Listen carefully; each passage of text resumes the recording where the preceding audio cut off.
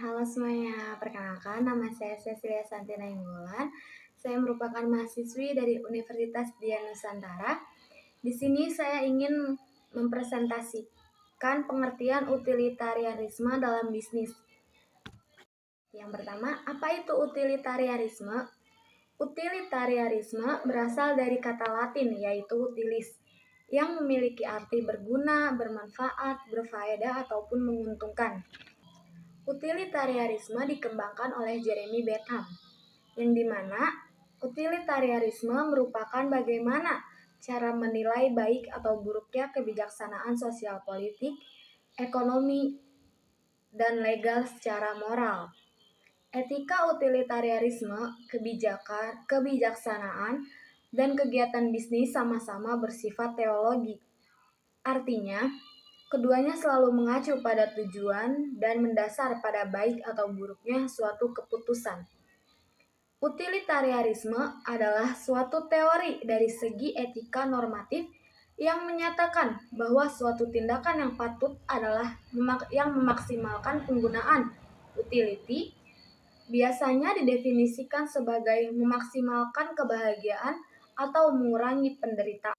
Utilitarianisme disebut juga sebagai teori sistematis yang pertama kali dipaparkan oleh Jeremy Bentham dan muridnya, John Stuart Mill. Utilitarianisme merupakan suatu paham etis yang berpendapat bahwa yang baik adalah yang berguna, berfaedah, dan menguntungkan. Atau sebaliknya, yang jahat atau buruk adalah hal yang tidak bermanfaat, tidak berfaedah, dan merugikan.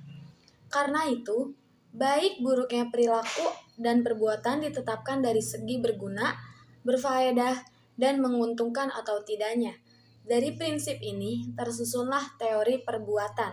Ya, di sini selanjutnya konsep dasar yang dimiliki oleh teori utilitarisme yaitu ada 3 konsep dasar.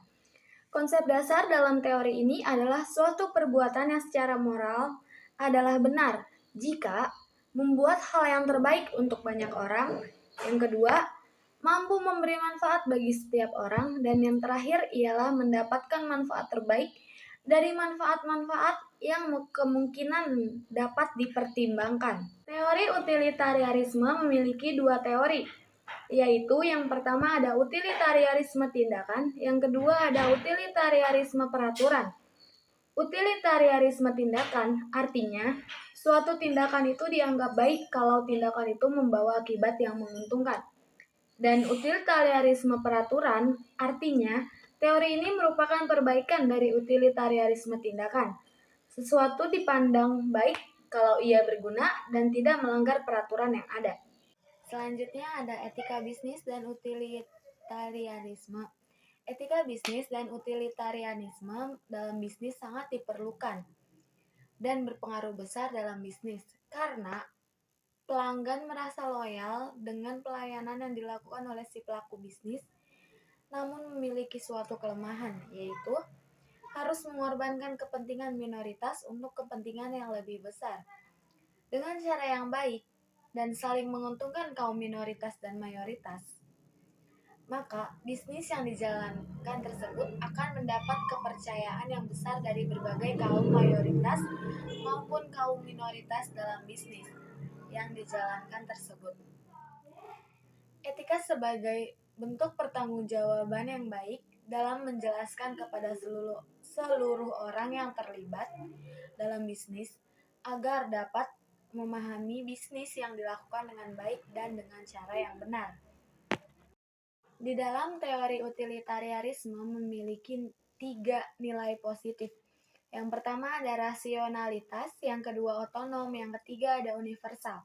Rasionalitas, prinsip moral yang diajukan etika utilitarianisme, tidak didasarkan pada aturan-aturan kaku yang tidak dipahami atau tidak diketahui keabsahannya. Yang kedua ada otonom. Etika utilitarianisme sangat menghargai kebebasan setiap pelaku moral untuk berpikir dan bertindak dengan hanya memperhatikan 3 kriteria objektif dan rasional seperti yang telah diuraikan sebelumnya. Yang ketiga ada universal. Etika utilitarianisme mengutamakan manfaat atau akibat dari suatu tindakan bagi banyak orang. Suatu tindakan dinilai bermoral apabila tindakan tersebut memberi manfaat bagi banyak orang. Selanjutnya, etika utilitarianisme sebagai proses dan standar penilaian.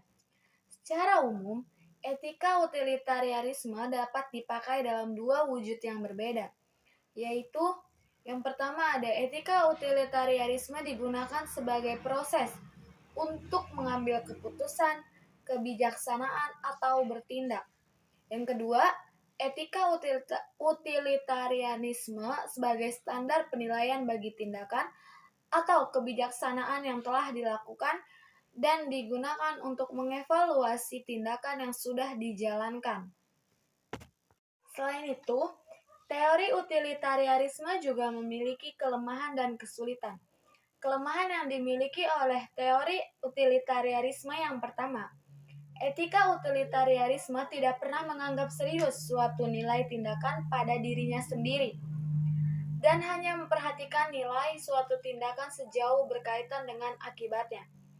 Yang kedua, variabel yang dinilai tidak semuanya dapat dikuantifikasi. Yang ketiga, etika utilitarianisme membenarkan hak kelompok minoritas tertentu dikorbankan demi kepentingan mayoritas. Dan yang terakhir ialah seandainya ketiga kriteria dari etika utilitarianisme saling bertentangan, maka akan ada kesulitan dalam menentukan prioritas di antara ketiganya. Selanjutnya ada kesulitan yang dimiliki oleh teori utilitarianisme, yaitu kesulitan dalam penerapan utilitarianisme yang mengutamakan kepentingan masyarakat luas merupakan sebuah konsep bernilai tinggi, sehingga dalam praktek bisnis sesungguhnya dapat menimbulkan kesulitan baru bagi si pelaku bisnis. Misalnya, dalam segi finansial perusahaan, dalam menerapkan konsep utilitarianisme, tidak terlalu banyak mendapat segi manfaat dari dalam segi keuangannya. Selanjutnya ada manfaat dari utilitarianisme. Manfaat yang paling besar dari etika utilitarianisme adalah di dalam kelancaran menjalankan bisnis.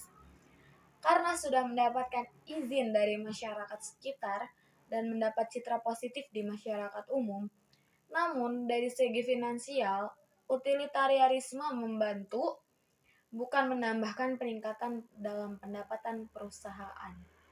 Sekian presentasi dari saya. Terima kasih atas tempat dan waktu yang telah disediakan. Mohon maaf bila ada tutur kata yang kurang berkenan. Selebihnya, terima kasih.